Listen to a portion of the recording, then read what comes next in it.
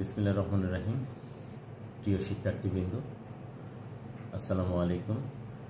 আজকে আমরা সিপিসির সেকশন 35 নিয়ে আলোচনা করব। আমরা দেখব যে এখান থেকে বার এবং বিজিএসে কি ধরনের এমসিকিউ আসতে পারে। এখানে সেকশনটা মেইনলি দেওয়া হয়েছে যে এখানে বিলম্বে যদি কোনো দরখাস্ত দাখিল করা হয় তাহলে তার খরচা সম্পর্কে বিধান করা হয়েছে এখানে। এবং এখানে এই সেকশনটা দুইটা বিষয়ে বিধান করা হয়েছে। তার একটি হলো যে আদালত যদি নির্দেশ দেয় যে এই দরখাস্তটা আপনাকে এতদিনের মধ্যে দিতে হবে, যেমন ধরেন আপনি আর্জি সংশোধন বা জবাব সংশোধনের জন্য দরখাস্ত দিলেন, আদালত আপনার প্রেয়ারটা মঞ্জুর করবে এবং প্রেয়ার মঞ্জুর করে নির্দেশ দিল যে আগামী 15 দিনের মধ্যে আপনি আর্জিটা সংশোধন করবেন অথবা জবাবটা সংশোধন করবেন।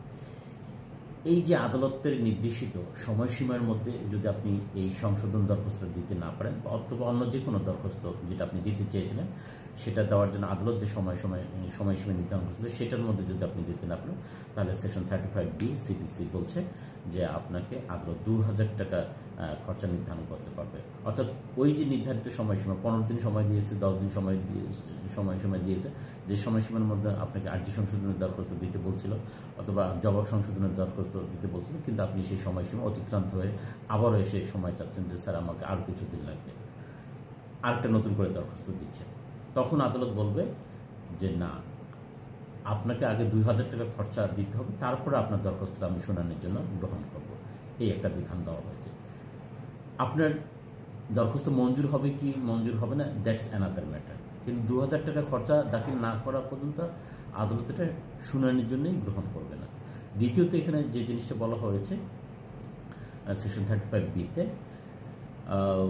জবাব দাখিলের পর কোনো দরখাস্ত দেওয়া যেত অথবা দেওয়া উচিত ছিল, কিন্তু সেই সময়সীমা কিন্তু দেওয়া হয়নি, শুধুমাত্র মামলার নিষ্পত্তিকে বিলম্বিত করার জন্য।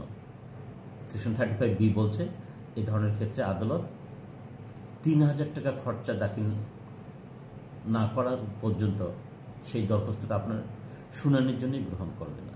উদাহরণ দেই একটা, যেমন ধরেন মামলাটা পিএইচের জন্য ফিক্স আছে, এখন হঠাৎ করে বাদীপক্ষ লয়ার বলল যে আমার একটা লোকাল ইন্সপেকশন করতে হবে, লোকাল ইনভেস্টিগেশন করতে হবে, order 39 rule 9 order 26 rule 9 order 26 rule 9 একটা অ্যাপ্লিকেশন তিনি দিয়ে বসলেন যে আমার নালিশি জমিটা একটু ইনভেস্টিগেট করতে হবে, রিলে করতে হবে।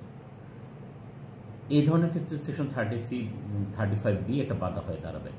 আদালত তখন বলবে যে এই দরখাস্তটা তো জবাব দাখিলের পরে দেওয়া যেত বা দেওয়া উচিত ছিল, এখন আপনি এই মামলার নিষ্পত্তিকে বিলম্বিত করার জন্য আপনি এটা দিচ্ছেন, এতে আপনার এই দরখাস্ত আমি শুনানির জন্য গ্রহণ করবো না যদি না যতক্ষণ আপনি 3000 টাকা খরচা দায়ের করেন। তাহলে সেকশন 35B-তে আমরা এই দুই ধরনের বিধান দেখতে পাচ্ছি যে আদালতের নির্ধারিত সময়সীমার মধ্যে যদি কোনো দরখাস্ত দাখিল করা না হয় তাহলে আদালত 2000 টাকা খরচা দাখিল না করার সাপেক্ষে দরখাস্তটা শুনানির জন্য গ্রহণ করবেন না। একইভাবে আরেকটা সীমা দিয়ে দেওয়া হলো যে জবাব দাখিলের পর যে দরখাস্ত করা উচিত ছিল বা করা যেত কিন্তু করা হয়নি, শুধুমাত্র মামলার নিষ্পত্তিকে বিলম্বিত করার জন্য, in that case the court may not accept the petition unless and until cost of 3000 টাকা পেইড। আপনার সেই দরখাস্তটা মঞ্জুর হবে কি না হবে দ্যাটস অ্যানাদার ম্যাটার, কিন্তু শুধু শুনানির জন্য আদালত গ্রহণ করবেন, এই জন্য আপনাকে 3000 টাকা খরচা দিতে হবে। এখান থেকে যেভাবে প্রশ্ন আসতে পারে সেটা হলো এরকম যে আদালতের নির্দেশে নির্ধারিত সময়সীমার মধ্যে যদি কোনো দরখাস্ত দাখিল করা না হয় তাহলে আদালত এই নির্দেশ ভঙ্গকারীকে কত টাকা খরচা দিতে পারে? উত্তর হলো 2000 টাকা। ঠিক একইভাবে আরেকটা প্রশ্ন আসতে পারে যে জবাব দাখিলের পর যে দরখাস্ত দেওয়া যেত বা দেওয়া উচিত ছিল কিন্তু সেই দরখাস্ত দাখিল করা হয়নি, এখন সেটা করা হচ্ছে মামলা নিষ্পত্তিকে বিলম্বিত করার জন্য, তাহলে আদালত কত টাকা খরচা নির্ধারণ করবেন? উত্তর হলো 3000 টাকা। এই দুইভাবে এখান থেকে প্রশ্ন আসতে